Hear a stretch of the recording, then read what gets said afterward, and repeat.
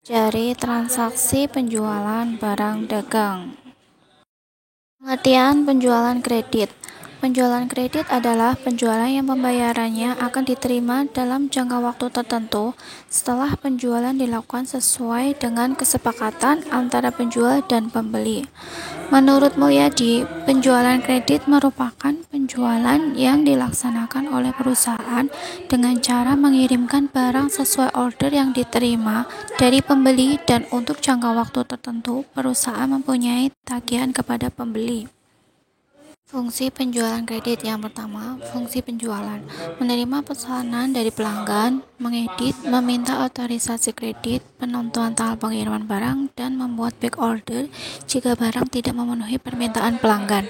Yang kedua, fungsi kredit: meneliti status dari kredit pelanggan dan memberikan otorisasi mengenai pemberian kredit ke pelanggan. Yang ketiga, fungsi gudang: menyimpan dan menyiapkan barang yang dipesan dan menyerahkan ke bagian pengiriman.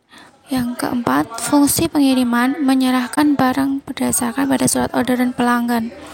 Yang kelima, fungsi penagihan: membuat dan mengirimkan faktur penjualan atau tagihan ke pelanggan.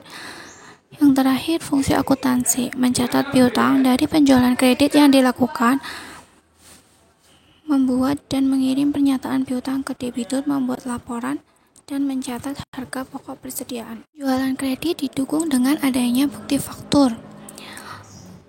Untuk faktur penjualan adalah faktur yang dikirimkan kepada pihak pembeli, sedangkan faktur pembelian bagi pihak pembeli. Faktur yang diterima dari pihak penjual merupakan faktur pembelian yang akan digunakan sebagai bukti transaksi pembelian barang dagang. Untuk faktur penjualan adalah faktur kopi, sedangkan faktur pembelian adalah faktur asli. Unsur-unsur dalam kredit. Yang pertama, adanya dua pihak, yaitu kreditur dan debitur. Yang kedua, adanya kerjasama pemberian kredit dan penerima kredit. Yang ketiga, adanya persetujuan, kesepakatan pada kreditur dengan pihak lainnya yang berjanji akan membayar dari penerimaan kredit kepada pemberi kredit. Yang keempat, adanya penyerahan barang, jasa, atau uang dari pemberi kredit kepada penerima kredit. Yang keempat, adanya unsur waktu. Kredit yang diberikan memiliki jangka waktu tertentu, jangka waktu yang mencakup masa pengembalian kredit yang telah disepakati. Dan yang terakhir, adanya unsur bunga sebagai kompensasi pemberi kredit. Terdapat prosedur yang ada dan membentuk sistem akuntansi atau sistem perhitungan dari penjualan kredit, diantaranya: A. Prosedur order penjualan. B. Prosedur persetujuan kredit. C. Prosedur pengiriman. D. Pencatatan piutang dengan memasukkan tembusan faktur penjualan ke kartu piutang. E. Pencatatan harga pokok penjualan dalam periode tertentu. Macam-macam syarat pembayaran. Yang pertama, 2/10 net 30. Jadi, pelanggan akan mendapatkan potongan 2% jika pembayaran dilakukan dalam jangka waktu 10 hari setelah transaksi, dan pembayaran paling lambat dilakukan dalam 30 hari. Misalkan saja transaksi terjadi ketika tanggal 1, maka jika terjadi pembayaran antara tanggal 2, 3, 4, 5, 6, 7, 8, 9, 10, dan 11 akan mendapatkan potongan 2%. N-30 atau net 30, pembayaran dilakukan paling lambat 30 hari setelah terjadi transaksi jual beli. Yang ketiga, 2/10 1/15 net 30, jika pembayaran dilakukan 10 hari atau kurang akan mendapatkan potongan 2%. Namun, jika pembayaran dilakukan setelah 10 hari sampai 15 hari akan mendapatkan potongan 1%. Pembayaran faktur paling lambat 30 hari setelah transaksi. Yang keempat, IOM, end of month. Dalam syarat pembayaran ini, pembayaran dilakukan paling lambat pada akhir bulan berjalan. Yang terakhir, net 10 IOM, pembayaran harus dilunasi paling lambat 10 hari setelah akhir bulan tanpa potongan. Pencatatan penjualan barang dagang secara kredit dengan sistem fisik bagi perusahaan yang tidak kena pajak atau bukan perusahaan kena pajak. Jurnal pada saat terjadi penjualan, debit piutang dagang, kredit penjualan. Contoh soalnya, pada tanggal 1 Desember 2018, PD Merpati menjual barang dagangan kepada toko makmur dengan jumlah sebesar 20 juta. Syarat pembayaran net 30. Maka jurnal yang akan dibuat pada tanggal 1 Desember 2018 adalah debit piutang dagang sebesar 20 juta, kredit penjualan sebesar 20 juta. Transaksi pada saat terjadinya retur penjualan. Jurnal untuk retur penjualan adalah debit retur penjualan, kredit piutang dagang.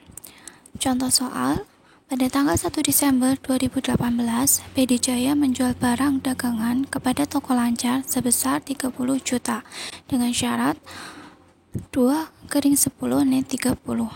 Pada tanggal 2 Desember 2018, toko Lancar mengembalikan barang dagangan sebesar 300.000 karena tidak sesuai pesanan. Maka jurnal retur penjualan yang dicatat adalah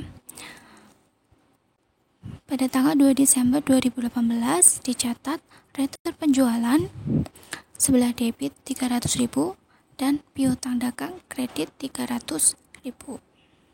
Pelunasan piutang dagang. Jurnal yang dibuat untuk pelunasan piutang dagang adalah debit kas, potongan penjualan, dan kredit piutang dagang. Contoh soal untuk pelunasan piutang dagang.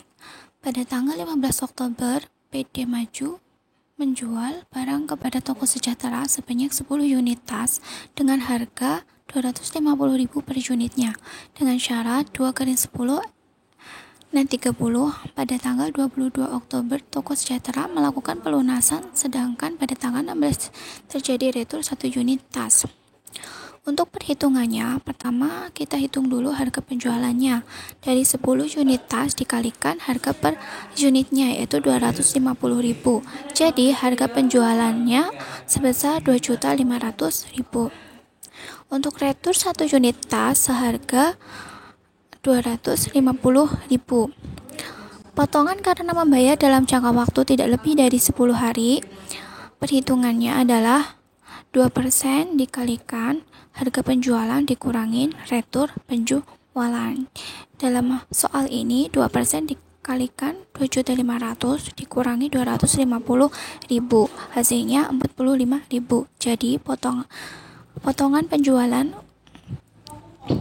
adalah 45.000.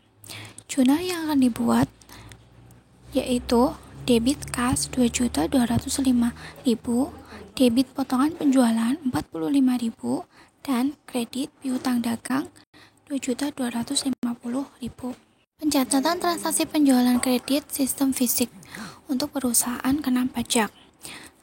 Contohnya, pada tanggal 1 November 2018, PD Merpati menjual barang dagangan kepada toko makmur dengan jumlah sebesar 30 juta. Syarat pembayaran net 30 dan PPN 10%. Pada tanggal 5 November 2018, toko makmur mengembalikan barang karena tidak sesuai pesanan sebesar 3 juta. Maka jurnal yang akan dicatat pada saat terjadinya transaksi penjualan kredit adalah debit piutang dagang 33 juta, kredit penjualan 30 juta, dan PPN keluaran 3 juta.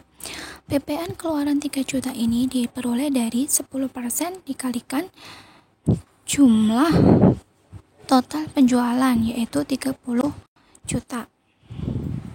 Catatan pada saat terjadi retur penjualan. Contoh soalnya, pada tanggal 5 November 2018, toko makmur mengembalikan barang karena tidak sesuai pesanan sebesar 3 juta. Untuk menghitung PPN keluarannya adalah 10% dikalikan 3 juta, yaitu 300.000. Jurnal untuk mencatat retur penjualan. Pada tanggal 2 Desember 2018, debit retur penjualan sebesar 3 juta, debit PPN keluaran sebesar 300.000, dan kredit piutang dagang sebesar 3.300.000. Kerjakan soal latihan berikut dan kumpulkan pada tempat yang sudah disediakan. Terima kasih, semoga bermanfaat bagi kalian dalam mempelajari transaksi penjualan untuk perusahaan dagang.